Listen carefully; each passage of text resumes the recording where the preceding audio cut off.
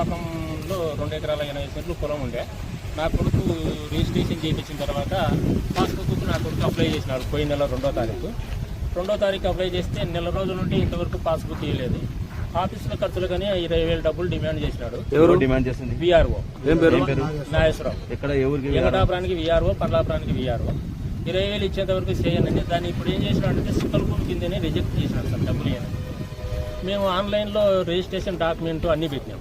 అదే సర్వే నెంబర్కు 5/2 సర్వే నెంబర్కు మా అన్న కొడుకు అదే సర్వే నెంబర్లో పాస్బుక్ ఇచ్చినారు. అది ఆన్లైన్లో అయ్యింది, అన్నీ అయినాయి. మా దానికి ఎందుకు కాదు సార్? డబ్బులు ఇవ్వలేదని కదా ఈ విధంగా రైతులను గోడాడిస్తున్నది. ఇతని ఎమ్మడే సస్పెండ్ చేయడమా, జైలు పంపించడమే చేయాలి సార్. ఇట్లా